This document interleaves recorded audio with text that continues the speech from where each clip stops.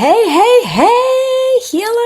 Erin Heberger here for day 13 of Posting for Profits, streaming in all the places. And I want to start by giving a huge shout out to Marina, because how good has this training been? All right, let's get this party started. So like I said, I am just so honored to get to be Marina tonight. I know. And like, if you know me, I'll introduce myself in a second in case you don't know me, but like content is my jam. So this entire Posting for Profit is like my love language. So when she asked me to come on tonight, I was like, hello, yeah, I'm all over it. All right, so, and so much value here. If you don't know me, my name is Erin Heberger. I am a wife. I am a double toddler mom. I've got a 2 and a 4-year-old. Yeah, life's really boring around here. Anywho, I was a 6th grade teacher up until I just made my second maternity leave permanent, and now I am a full-time work-at-home mama. I am content coach for network marketing on demand, running my online business. Okay, enough about me. Let's talk about tonight.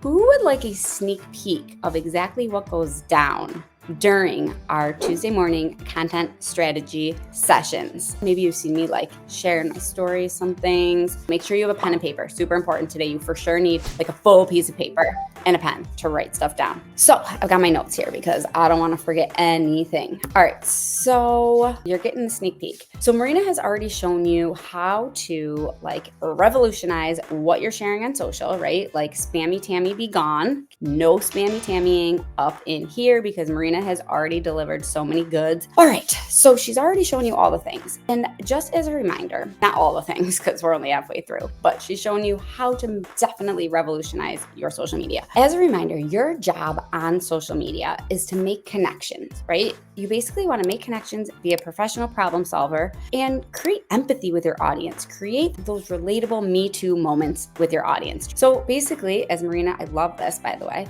you are here to help your audience laugh, love, learn, and lead. Like, I just love that. I love all the L's, the alliteration. I was a math teacher, but I taught ELA for several years too. Taught English for several years. So it's important to be relatable to your audience, because when you're relatable and you're giving people value and you're solving all their life problems, right, with this value, and then they see you talking in your stories or putting up a curiosity post, like Marina taught you to create curiosity, they're going to be like, oh, Ella's giving me all this free value. I wonder what it is she's offering here. It's got to be amazing because I've already gotten all this free value from her. I can totally relate to her. If something's helping her, I bet it's going to help me. Oh my gosh, yes, that makes perfect sense. So, like I said, tonight, you are going to get a chance to pretend that you are already in network marketing on demand. Like, summon your inner self that you are already in network marketing on demand, because that's what you are going to have tonight.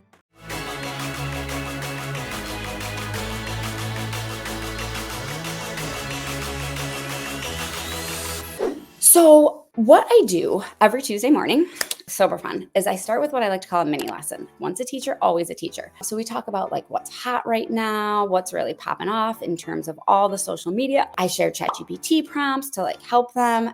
I'm not getting into ChatGPT tonight because we don't have time for that. But all I have to say is, please, if you're using ChatGPT, which you should, I love ChatGPT, but please don't sound like you're a talking robot. I keep seeing it all over the social. I love my robot. P.S. Would never speak ill of my ChatGPT, but we don't want to sound like a robot. And I can't stand when I see the posts that you can spot them a mile away when they are like totally AI'd up and you're like, you did not write that. So I do give ChatGPT prompts, but I also teach very specifically in there how to use ChatGPT so that you don't sound like a robot and you sound like you, because you're not going to build a connection with somebody sounding like a robot. Okay, I'm off my soapbox now. Anyway, so then we plan. So I teach a little and then we plan together. So literally, like, we're planning our content together. People can bounce ideas off me. Planning ahead is so important. That's why we do this together. They can bounce ideas off me. They can ask for help. Like, oh, I want to do a post about this, but I don't really know how. Okay, so we're going to like reenact this right now. Are you ready? Because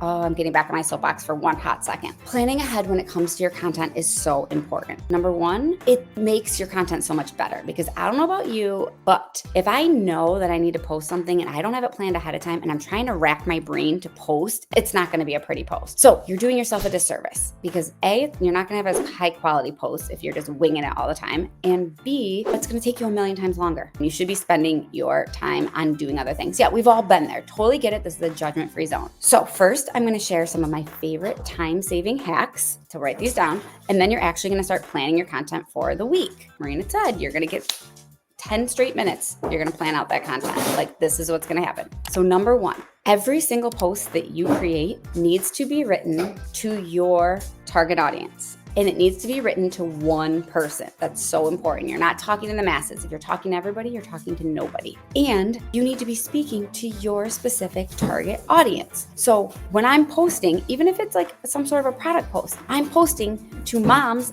of young, crazy humans. Young humans, because that's my target audience. So everything I post is to that specific person. Does that make sense? So everything that you post is going to be to your specific target audience. All right, number two, this is an action you're going to take. Not right this second, but write this down. If you haven't already, you need to create an album on your phone called 2024 Weekly Content. In that photo album on your phone is where you're going to put all of the images that you're going to use for your weekly content. So whether it's something you create in Canva, which I'll get to in a minute, like an image, you save it to your phone, save it to that folder. Or if it's a photo, it's going to go and be posted, then it's going to be saved in that folder. So everything goes in that folder. So when it is time to post, you are going to have it right at your fingertips. Okay, that's our whole point, is we're streamlining the process. Then the second thing you're going to do, so you've got an album on your phone called 2024 Weekly Content. You're also going to have either a note, like in the Notes app on your phone, or a Google Doc, whichever you prefer. It's also going to be called 2024 Weekly Content. That's where you're going to put your captions. Yes, people, you are even writing your captions ahead of time. I said it. So you'll have your caption on that doc or in your notes, whatever works for you. I'm an Apple girl, so like all my things stream together. So I sometimes use my notes, sometimes use the Google Doc, but they all go to both my phone and my computer. So it just depends on what works for you. So you're going to create those captions ahead of time. So like, imagine this. It's time for you to do your daily post, and all you have to do is grab your caption and grab your image and post. How much time is that going to save you every single day? One more. Oh, this is a great hack. I love this. Do you ever see a post on Facebook or Instagram? Usually this happens to me more on Instagram, but sometimes on Facebook. And you're like, oh, I love that. I'm like so inspired. I want to recreate that, right? Make it your own. Say recreate if that happens, like you get inspired. And then you go to create your content and you're like, what was that post I wanted to recreate? Yeah. Hashtag guilty. No longer. You're also going to create a collection on Facebook and a collection on Instagram. If you don't know how to do this, GTS, Google that ish. And when you see one of those posts, you're going to save it to that collection on Instagram or Facebook. So then when you're ready to post and you're creating your content, you're like, what was that post I want to recreate? It's right in that collection.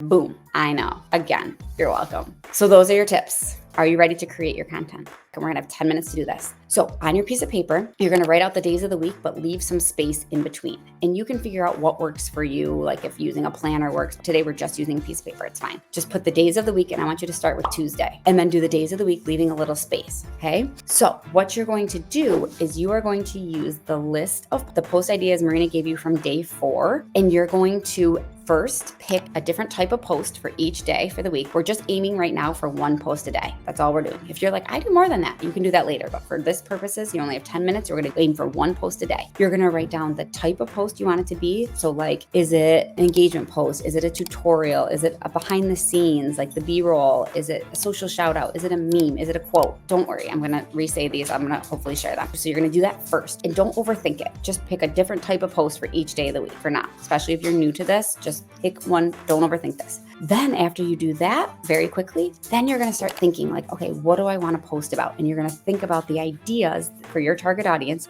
to go with each post. Now, some of them, like a meme, you're going to have to go find it. We don't have time for that now. You're going to do that later. I'll explain. But if it's like you're teaching something or a tutorial, think about what could you do a tutorial on? Just write the idea. That's all we're doing right now. Because what you're going to do next when we're all done is you're going to block off a time in your calendar tomorrow to finish this. You're definitely going to have homework. And then this is what you're going to do every single week. So again, you're going to write the days of the week down. You're going to write down 1 type of post, 1 per day. And then next to it, you're going to write, okay, well, what could I post? What could I do a tutorial about? What do I want to look for a meme about? This is just like brain dumping for your week. So things to choose from. You have engagement posts, how-to tutorials. You're giving all the value, teaching them how to do something. Does not need to be product related. Okay, tutorials are fun, even if they're not product related. And I mix it up. Sometimes I do product related tutorials. Sometimes, like I did one on doing my hair, something other than a mom bun or something like that. I did one time and it blew up. Behind the scenes is like showing what you have going on, like literally behind the scenes. So sometimes it's called B-roll. And it could be even something like I took a video today. It's like a quick 7-second clip. Like I took a video of my kids playing and it was literally 5 minutes before nap time when they were finally playing nicely after they'd been like fighting all morning long. I'm like,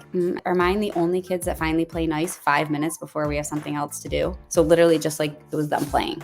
Social shout outs. And if you don't know what any of these are, go back and watch day 4 PS. But sharing statistics, sharing quotes, sharing personal posts like your family, things you like to do, your pets, trends and updates going on with your niche, right? Everything around that: love, laugh, learn, and lead. And then just one of them per product or business. Or something that you could do a 1 product and 1 business, but 1 to 2 max product or business where you have that direct call to action.